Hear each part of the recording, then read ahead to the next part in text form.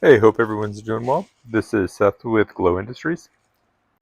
Today we're going to do a brief nozzle overview, and we're going to keep this very surface level and just stick to what you need to know when deciding on which nozzle is right for you.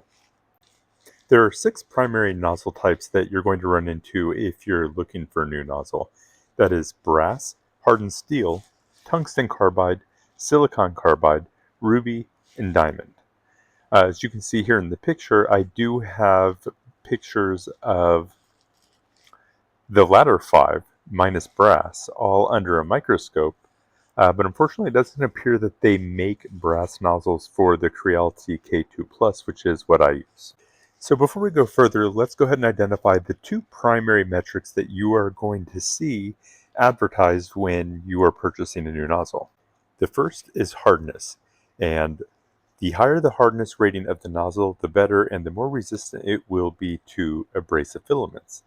This is an important metric for printing abrasive filaments, and any filament that you see that has carbon fiber or glass fiber, as well as most glow-in-the-dark filaments, are abrasive, and you definitely want a hardened nozzle for that.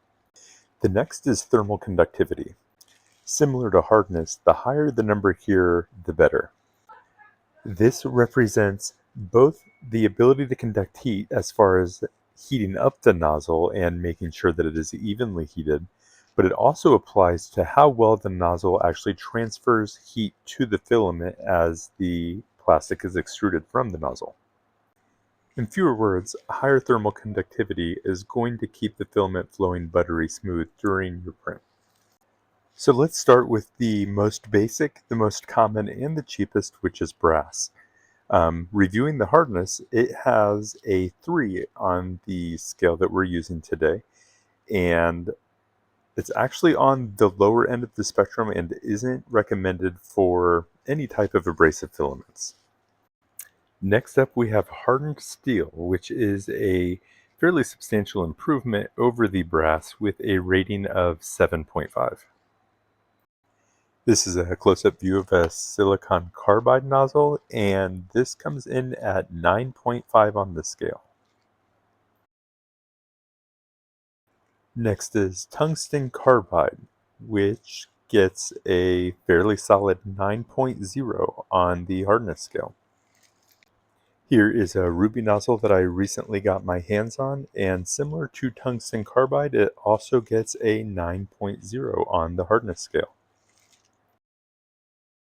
And finally, bringing out the big guns with the hardest known naturally occurring substance, diamond.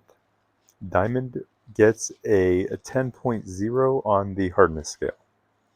So a quick recap and breakdown. We have diamond leading the way with a perfect 10.0. We have silicon carbide, which is another one of the hardest known substances, with a 9.5. Ruby and tungsten carbide both have a 9. Hardened steel with 7.5, and then brass all the way down at 3. Moving to thermal conductivity now.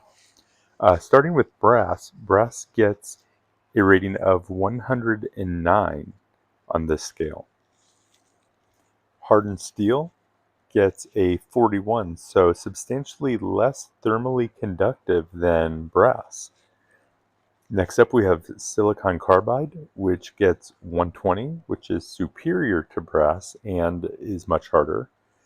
Then we have tungsten carbide, which is 110, also higher than brass in both thermal conductivity as well as hardness. Then we have ruby, clear down at 35. This is even worse than hardened steel. And finally, we have diamond, which pulls in an absolutely chart-breaking 1,500. Finally, and one of the factors that is the most important to a lot of folks is the cost. Fortunately, I couldn't find any brass nozzles even for sale for the K2 Plus, and that's the pricing I'm using. So I have a $0 here, but they're typically around $5 if you shop around. Hardened steel I found for $13. This is pricing as of today. Silicon carbide, $29. Tungsten carbide was $35. Ruby I found for $25, and the least expensive diamond nozzle I was able to find was $60. So a quick overview of what this all means is that diamond nozzles, they have superior metrics. They're the best at everything that they do, but they are also almost twice as expensive as the other nozzles. Ruby, I feel like, is almost a complete waste of money at this point. It's only $4 less than silicon carbide. It has lower hardness, it's breakable, and the thermal conductivity is just really far below what I would consider acceptable if I were really looking for anything, especially an upgrade to steel. Now, tungsten carbide is good, and it was my favorite nozzle until silicon carbide came along. But with the introduction of silicon carbide, you have a nozzle that has higher hardness, it has marginally better thermal conductivity, and it's also cheaper. So TLDR, to wrap everything up, if money's not an issue and you want the best nozzle, you want it to last forever, diamond is your answer. If you're printing abrasive filaments and looking for a good upgrade, especially versus a hardened steel nozzle, don't go with Ruby. The thermal conductivity is just really poor on Ruby. Tungsten carbide was good, but it's outdone in every way by silicon carbide. So I would recommend getting the silicon carbide nozzle if you're just looking for something reasonably priced that's an upgrade from hardened steel. Now, if you only print abrasives occasionally, or you do print abrasives, but you're looking to pinch pennies for whatever reason, then hardened steel. That's definitely going to be your answer, but it is important to remember that these nozzles will wear out over time if you're printing any kind of excessive amounts of abrasive filaments. They do wear out. They're not hard enough to last forever like silicon carbide and diamond will. And finally, if you're not printing abrasive filaments at all, then brass is actually going to be a better option for you than hardened steel because you don't need the hardness if you're not using abrasive filaments, and brass has a lot better thermal conductivity in comparing it with the hardened steel nozzle. And that's it for today, everyone. I tried to keep it short for you. If you have any questions, just post it in the comments below or reach out to any one of our Facebook pages and we'd be happy to discuss. Take care.